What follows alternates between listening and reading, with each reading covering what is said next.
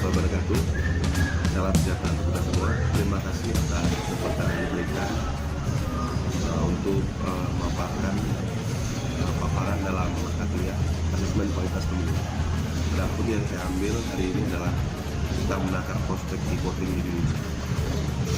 Baik, kita mulai paparannya.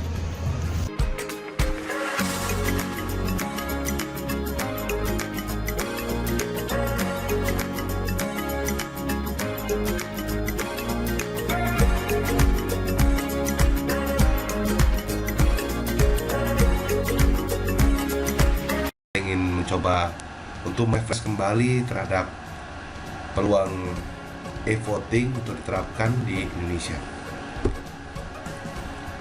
Baik, semakin sering negara kita menyelenggarakan pemilu hari ini, bukan berarti permasalahan dalam penyelenggaraan pemilu itu semakin berkurang. Karena menurut fakta yang telah dihimpun oleh beragam pakar, salah satunya Joyanto, bahwa permasalahan dalam pemilu sangat beraneka ragam. Ya, akhirnya banyak pihak merasa yang membawa ke ranah hukum dan menjadi perselisihan hasil pemilihan umum. Kemudian banyaknya perselisihan dalam pemilu diantara disebabkan oleh beberapa faktor yang meliputi: yang pertama, banyak terjadi kesalahan dalam proses pendaftaran pemilih. Ini sudah umum terjadi di negara kita. Persoalan DPT selalu menjadi persoalan klasik yang saban pemilu selalu terjadi dan belum tuntas diselesaikan oleh penyelenggara. Kemudian yang kedua, ketika pemungutan suara banyak pemilih yang melakukan kesalahan dalam memberi tanda pada kertas suara. Akhirnya banyak kartu suara yang dinyatakan tidak sah. Ini juga menurut kami juga ironis sebenarnya. Di satu sisi kita mengatakan bahwasanya pemilu manual itu cocok diterapkan di Indonesia dikarenakan mudah, simple dalam pelaksanaannya. Sedangkan pemungutan suara dengan model lain seperti e-voting dikatakan tidak familiar masyarakat kita. Namun pada faktanya ketika pencoblosan suara, pemungutan suara di hari H itu sangat banyak sekali surat suara yang rusak atau tidak bisa digunakan karena pemilih salah memberi tanda pada kertas suara. Ini juga kalau kita lihat ada data di KPU itu tiap pemilu itu bukan semakin berkurang surat suara rusak, justru trennya meningkat. Kemudian yang ketiga, proses pengumpulan kartu suara yang berjalan lambat karena perbedaan kecepatan pelaksanaan pemungutan suara di masing-masing daerah. Jadi ini kan ditambah dengan kondisi geografis negara kita yang heterogen sehingga dapat menghambat distribusi kartu suara. Jadi itu karena memang daerah kita daerah kepulauan, negara kita ini negara kepulauan, sehingga selalu kendala logistik itu, pengiriman logistik itu kerap kali terhambat, terutama di daerah-daerah pelosok dan daerah kepulauan yang aksesnya sulit untuk ke situ. Kemudian yang keempat, proses penghitungan suara yang dilakukan setiap daerah juga berjalan lambat karena proses tersebut harus menunggu semua kertas suara terkumpul terlebih dahulu. Keterlambatan yang terjadi proses pengumpulan akan berimbas pada proses penghitungan suara. Itu juga masalah klasik yang dialami oleh pemilu konvensional. Keterlambatan proses pengiriman hasil penghitungan suara, hal ini disebabkan oleh masih lemahnya infrastruktur teknologi komunikasi daerah. Oleh karena itu, seringkali pusat tabulasi harus menunggu data penghitungan dikirimkan dari daerah dalam jangka waktu yang lama. Akibat dari hal tersebut, maka pengumuman hasil pemilu akan memakan waktu yang lama. Kemudian yang paling berbahaya saya rasa dari sistem pemungutan suara konvensional adalah sangat mungkin terjadi jual beli kertas suara demi untuk kepentingan partai tertentu atau kepentingan politik pihak tertentu yang dilakukan secara sistematis dan terselubung. Ini memang banyak kejadian seperti ini, juga termasuk di Aceh juga pernah kejadian. Itu kertas suara dilarikan oleh komisioner misalnya. Kemudian ada isu kemarin di Pilkada Aceh, ada hologram hilang, tidak tahu di mana. Inilah karena proses pemungutan suaranya manual menggunakan kertas, sehingga rentan untuk disalahgunakan kertas-kertas tadi, mudah untuk dibawa-bawa. Sedangkan dengan teknologi misalnya kan tidak serentan dengan sistem manual kalau menurut kami. Jadi berbagai permasalahan tersebut telah menurunkan kualitas dari penyelenggaraan pemilu dan secara umum menurunkan kualitas demokrasi. Jadi untuk mengatasi masalah tersebut, salah satu solusi yang ini sudah diterapkan oleh negara-negara demokrasi yang maju di dunia dengan menyelenggarakan pemilu secara online atau lebih dikenal dengan istilah electronic voting atau e-voting. Kemudian kita lihat dulu definisi dan manfaat e-voting. E-voting berasal dari kata electronic voting yang mengacu pada penggunaan teknologi informasi pada pelaksanaan pemungutan suara. Jadi e-voting adalah suatu sistem pemilihan di mana data dicatat, disimpan, dan diproses dalam bentuk informasi digital. Jadi e-voting ini pada hakikatnya adalah pelaksanaan pemungutan suara yang dilakukan secara elektronik, mulai dari proses pendaftaran pemilih, pelaksanaan pemilihan, penghitungan suara, dan pengiriman hasil suara. Kemudian pengharapan e-voting diharapkan dapat mengatasi permasalahan yang timbul dari pemilu yang diadakan secara konvensional. Jadi ini menurut pendapat Ilka Damron serta Revius dan Verso ini ya. Beberapa manfaat yang akan diperoleh dalam pendapat e-voting dapat dilihat di sini. Yang pertama itu mempercepat penghitungan suara. Kedua, hasil penghitungan suara lebih akurat, menghemat bahan cetakan, menghemat biaya pengiriman. Kemudian akses yang lebih baik bagi kaum yang mempunyai keterbatasan fisik. Menyediakan akses bagi masyarakat yang mempunyai keterbatasan waktu untuk mendatangi tempat pemilihan. Ini bagi yang metode internet voting. Jadi dia tidak perlu datang ke TPS. Kemudian yang ketujuh, kertas suara dapat dibuat dalam berbagai versi bahasa, menyediakan akses informasi yang lebih banyak berkenaan dengan pilihan suara.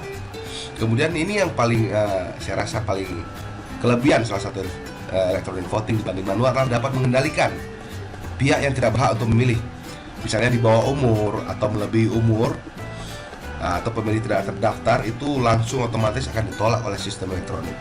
Ini salah satu kelebihan yang dimana manual belum bisa untuk mengatasi itu secara otomatis dalam sistem. Jadi ini kriteria yang harus menjadi bahan pertimbangan saat merancang bangun sebuah sistem e-voting adalah autentifikasi pemilih, keunikan pemilih, akurasi suara, integritas data, keabsahan suara, auditabilitas artinya bisa diaudit, keandalan data, kerahasiaan suara, tidak ada unsur paksaan, fleksibilitas bagi pemilih, kenyamanan, sertifikasi artinya mesinnya itu perlu sertifikat, kemudian transparan, kemudian akses, kemudian penggunaan dan efektivitas biaya. Paling penting saya rasa itu efektivitas biaya yang paling penting karena memang argumen untuk menggunakan electronic voting ini adalah lebih hemat dari segi cost. Jadi kemudian para perancang sistem voting harus mengoptimisasi aspek observasi dan pelayanan publik untuk memastikan bahwa kesamaan pendapat umum tentang dan kepercayaan masyarakat atas keandalan sistem dapat tercapai. Jadi pendekatan ini dimakan dengan security by design. Jadi security by design inilah di aspek keamanan dari sistem voting harus dirancang secara bottom up, artinya ada partisipasi dari masyarakat. Publik harus ikut sertakan dalam prosesnya. Pendekatan ini sangat menguntungkan karena akan banyak pihak yang berkontribusi dan melihat ke dalam sistem, menguji serta mengevaluasi, mana pada akhirnya akan mempercepat proses ditemukannya titik kelemahan sistem. Jadi ini seperti sistem operasi open source hari ini yang ada di sistem operasi Android, di mana banyak pihak itu bisa saling berkontribusi untuk memperbaiki sistem sekaligus untuk menemukan celah-celah keamanan. Jadi semakin banyak pihak yang terlibat, semakin sedikit celah keamanan yang ada dan semakin andal sebuah sistem tersebut. Jadi pendapat ini dasar pada hukum Linus mengikuti nama Linus Torvalds yang menyatakan bahwa given no equals all those are shallow. Artinya dengan memanfaatkan banyak beta tester dan co-developer, diharapkan hampir semua kelemahan, keamanan dan potensi ancaman dalam sistem dapat diidentifikasi dalam waktu yang relatif jauh lebih singkat.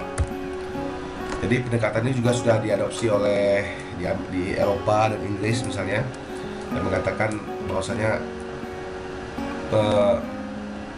jadi mereka berargumen bahwa langkah ini patut diambil untuk menyerap aspirasi masyarakat ini karena dengan dapat membantu para perancang sistem untuk menggali dan mengumpulkan lebih jauh rekrutmen dari para calon pengguna sistem.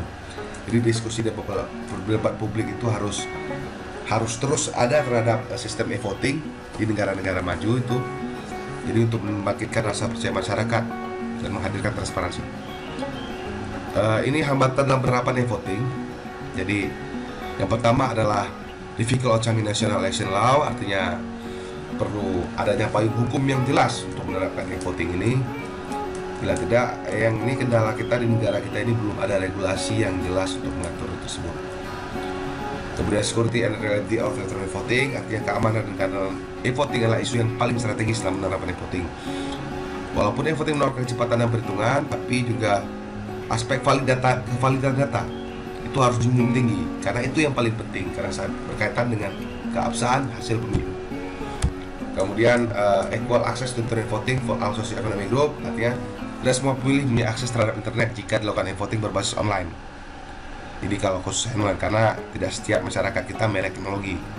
Sedangkan jika dilakukan juga di TPS, itu juga kendala rendahnya literasi. Artinya rendahnya literasi terhadap teknologi itu juga sangat mungkin akan menghambat pelaksanaan e-voting.